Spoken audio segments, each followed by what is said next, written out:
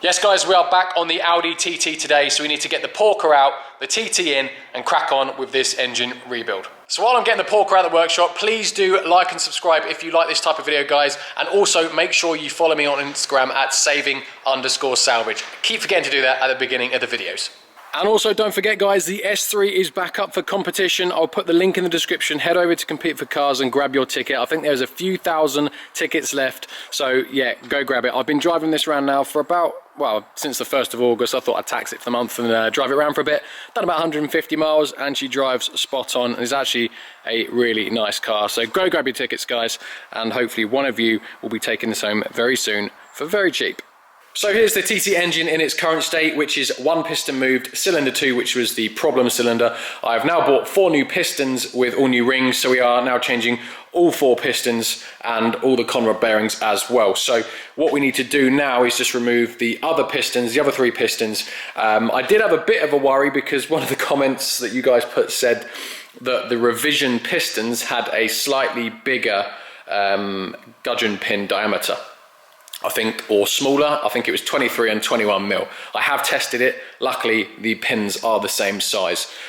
So we will be having no knocking here, which is very good news, obviously, because that means we continue with the rebuild. So what I'm going to do first is, yeah, just remove those other 3 pistons. And I'm also going to hone the bores, which is advised thing to do when replacing piston rings. And as I'm doing all 4, we don't have to do anything major, just a quick glaze up, rough up the cylinders a little bit, just so it beds in the new rings a little bit better and ultimately gives us better oil retention and better compression.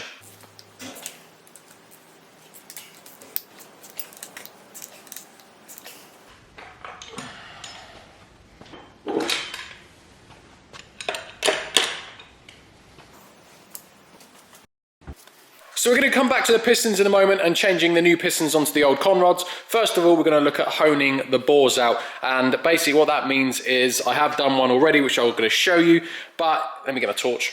So look, cylinder 1 here, look, I've just cleaned the bore a little bit, and if you look in there, look, it's really shiny and really smooth, and that's basically because the old piston ring gone up and down there millions and millions of times and just worn it nice and silky smooth. Now, when we fit a new piston ring, we need to bed that into the cylinder, and if it's too shiny, it's not going to get a great seal, and therefore compression isn't going to be too good. So what we need to do is just rough it up a little bit, get rid of that shine, a little bit coarse, just so the new piston ring can wear its way into the bore and create a good seal and good compression. Now I have done that on cylinder 2 already, look, and as you can see, I've never done honing before at all, so please don't use this as a how-to guide. I'm just showing you merely what I've done. Now I'll show you the tool in a moment, but what we want to try and get is a sort of a 45-degree crosshatch movement going on. You can see it's hard to see, but I haven't quite got 45 degrees. However, I'm not too far off, so that'll be fine. And basically, when the new piston ring seats and goes up and down, it will create its own tight seal and just, yeah, rough up the edges a little bit, just so it's nice and, well, good. So here's the honing tool that I'm going to use, and basically there is 3 gritted sides to it, and we just compress it here, fit it in the cylinder, it spreads its little wings out, grips the side in 3 parts, and then we just spin the drill and it just glazes the inside of the cylinder. What we need to do is put a load of WD-40, well, oil or WD-40, just to keep it lubricated so it doesn't get hot and make any more mess than it needs to. And yeah, we're good to go. So I'm just going to put some directly on here. Try again.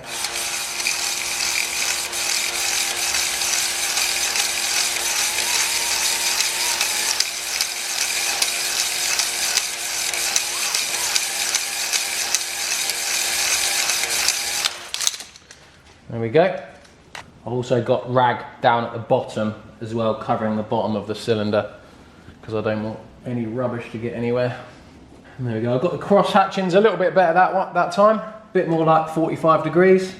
And there we go, look, you can, if it's gonna, it just looks like a scarred mess, but you can't really see, the camera doesn't pick it up very well, it just looks like an absolute massacre, but it's a nice, about 45 degree there, cross hatches. And as I say, just enough to scar it up so we can get the new piston ring seated. So I'm now going to do the same to the other 2, and then we can go ahead, get our pistons changed over and refitted.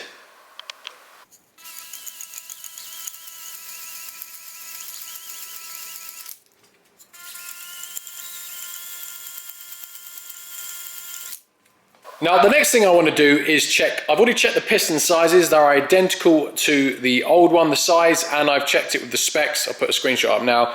It is within spec, it is bang on the right size, so the piston is correct. The next thing we need to check is the piston ring gap, and that is because we're putting new pistons in an old cylinder, so we need to make sure the gaps, piston ring gaps, are good. And to do that, we take the piston rings off the piston and stick them in the bores, just like I've done here, around just over 1 centimetre down, and we need to check that gap there to make sure it is within spec. Again, I'll put the details up now, but I believe it's 0.2 to 0.4 of a millimetre when new, and 0.8 of a millimetre is the wear limit. So I have my feeler gauge here, we're going to test the ring gap, and if that's within spec, we're all good. And I'll test the others, we'll do all 4 cylinders, and then we're good to rebuild the engine. Yeah, 0.3 doesn't fit. So there we go, our size is between 0.4 and 0.43 of a millimetre, so it's literally less than millimetres over the new spec, but well within the wear limit, so that's absolutely fine. So now that's all the piston ring gaps done, and they were all between sort of 0.3 and 0.45, all within spec. So now we move on to building the new pistons onto the conrods. And just remember, when you're putting your piston rings back onto the piston, you'll see on the top of the piston ring it has a top on it, so you know that the ring goes top side up. You won't be able to see it because it's so faint I can barely see it, but just make sure you get those the right way round. Now I've already taken off piston number 1. You have little circlips each end. You have little circlips each end of the gudgeon pin, which holds the conrod to the piston. You only need to remove one, slide the pin out, and then you can just pull your conrod off like that. So all we need to do is we get, in the new piston kit, we get the new circlips, piston rings, and pin as well. So I need to just get a little bit of oil, grease up the gudgeon pin, and simple as that, slide the new piston onto the conrod. So we just need to simply take the new pin, dab some engine oil all around it, just so it slides in.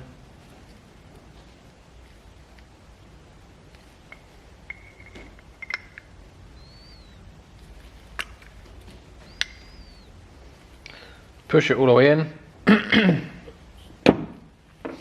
And then we've just got to get our circlip, which can be the trickiest.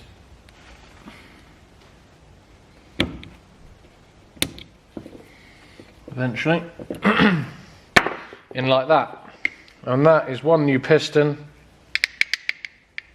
No play at all good. One new piston on the conrod. Now I'm going to repeat this for all 4 pistons, so I'll put it on a bit of a time lapse. But looking at the pistons, they are all actually, I guess it's the revisions, but slightly different. Look. In fact, quite a bit different. You can see the sidewalls of the piston. So I guess that is what they have rectified from the previous piston's failures. But yeah, anyway, I'll stick on a time lapse and we'll get all 4 done. Changing these pistons over took nowhere near as long as I thought, so I didn't even bother putting any music in. So here's my voice instead. So it's now time to put the piston back into the block. First of all, we need to change our conrod bearings, and I've taken the old ones off. Replacing them with identical standard bearings, and you can see actually the old ones, I don't know if you can see it clearly, but they literally haven't worn at all. And we've got our new completely standard bearings here, which are identical, so they will be going in. So first of all, I want to dry off the underside of the cap and then just fit this in. And then all we've got to do for this one is just put some Audi Assembly lube, oh hello, on it, like so. God, bloody hate this stuff, it's well sticky. And just put that all on the underside, just so when we start the engine we have some sort of lube to start with. Oil all around the sides of the piston, just to lube it up. So I've fitted my piston in my piston ring clamp, just so we can clamp all the rings together to get the piston into the bore. And on this case we have an arrow on the top of the piston, and that needs to point towards the front of the engine, or the pulley end, cam belt end, cam chain end. So all we've got to do now is slot it down. past the piston jet.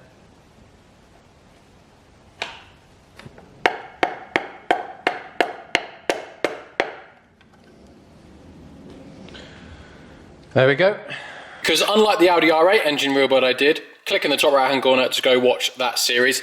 These conrod caps are crack fitted, so you can see that they're not perfectly flat. They are literally formed as one and then cracked for that perfect fitment. So make sure you get these caps the right way around.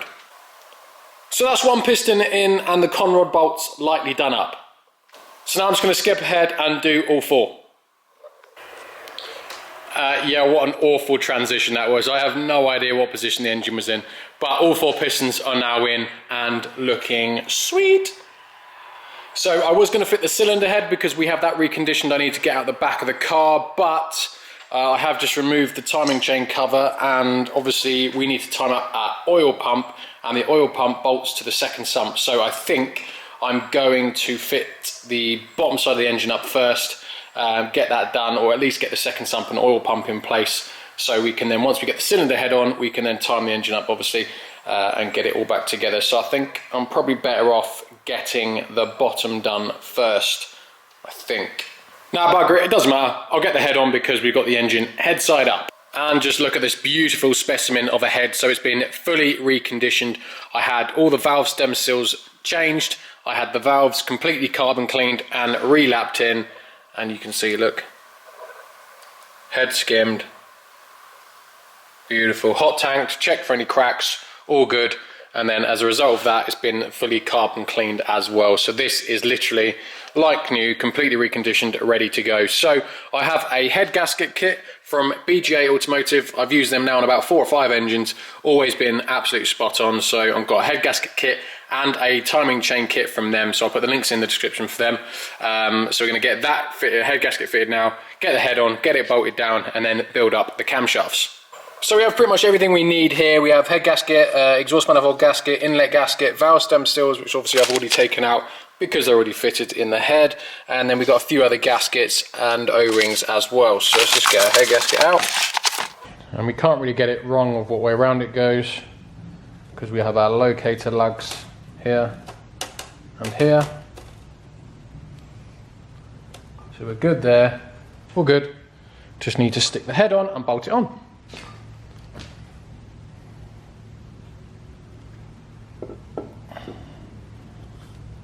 Is it going to go on or what?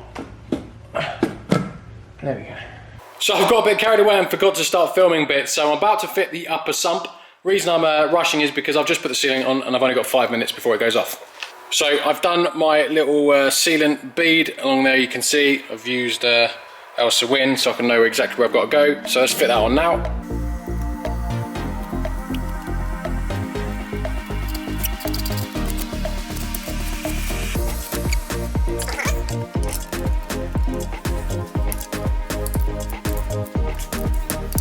Right, now we can do the timing chain.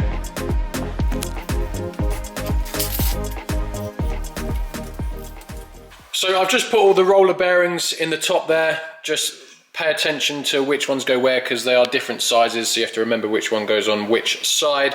So they're all now in position. So now I'm going to bung in the camshafts and put it on a bit of a time lapse and just crack on and get this built up. I think I've done a more in-depth video of building the doing the timing chain on the Golf R/S3. I'll put the link in the description for that, or in the top right hand corner for that as well. But yeah, I'm just going to crack on and get this built up so we can get it back in the car in this video.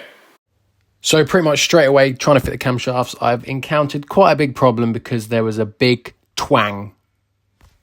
So I've just had a right disaster here. I was trying to put the camshaft carrier on, and because these camshafts are adjustable, the cam actuator, obviously you can slide the camshafts left to right for higher RPM, for better efficiency and better performance. So these slide, as you can see. But there is a special tool to lock them in place, but I haven't got that. I thought I was okay because I managed to seat the camshaft all right. But for the life of me, that carrier would not fit over the camshaft in the position it was in. It just kept catching on here and another one. and just would not go on. I could not get it. I don't want to obviously force it on and damage it. So I thought I'd take the carrier back off and just see if I could slide this just ever so slightly that way, just so I could get the carrier on.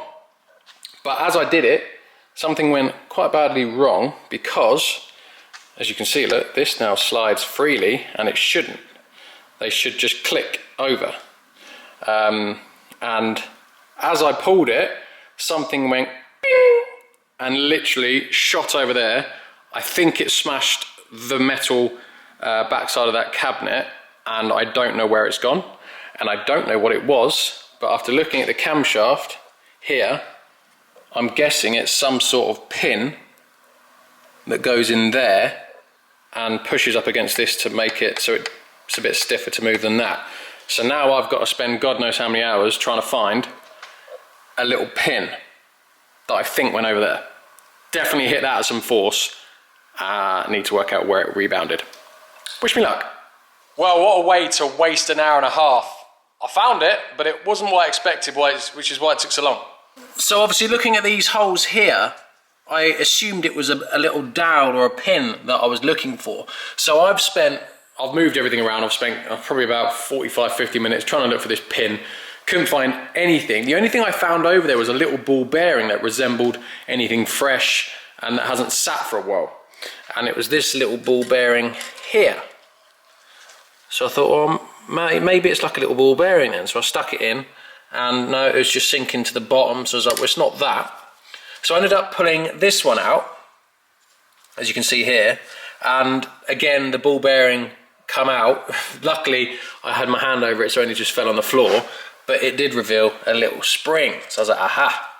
So we have a spring and a little ball bearing. So then I had to find, all I had to find then was the other spring, and luckily I found it just about here. So crisis averted. Hopefully I can put this camshaft back together and get it back in there and actually fit it with no issues. Now, as I've said, this engine rebuild has so far spun over a few days, so I want to get cracking on and get this thing put back together. So I'm going to put it on a long time lapse, putting everything back on from the inlet, exhaust, turbo, etc. And we'll build up slowly, and I'll show you the results at the end.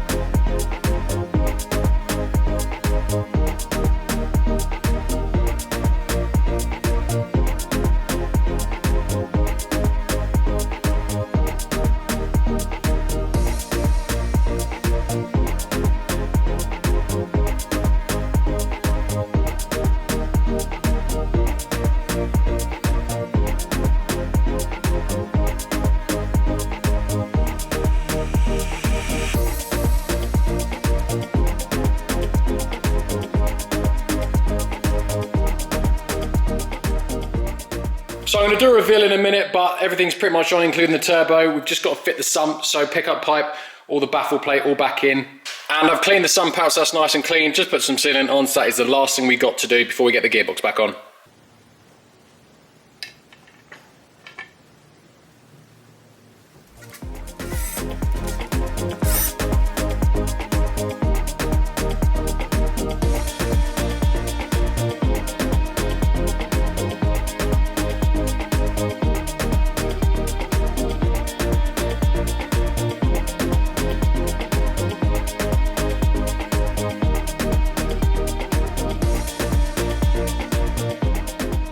So that is it, that is the engine now fully built up and ready to go back into the car. Had a bit of a problem with this bracket here for the transfer box being bolted to the block.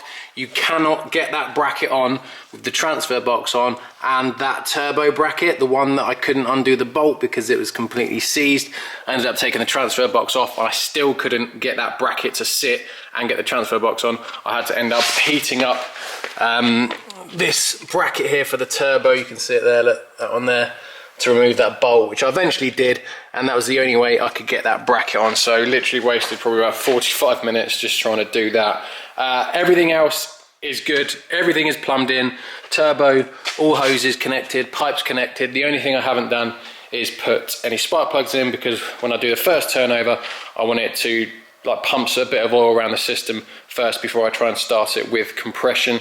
But other than that, everything is good to go. All brackets, I've got everything factory, so all my plastic tabs here, all bolts are in, everything is good. Everything is good here. So it's literally just need to dump it into the car, connect to starter motor, a few other bits and bobs, and get this thing into life. But I'm absolutely knackered, and I need to film another video before I can get the TT engine in, because that'll be another sort of day or so, hooking everything up there and driving it out. But I've got another car I need to film, so I am going to end the video there, guys. The other video I'm going to film, hopefully is going to go out, this is going to go out Saturday morning, maybe, hopefully, and the other one hopefully Sunday, but I'm not too sure about times yet.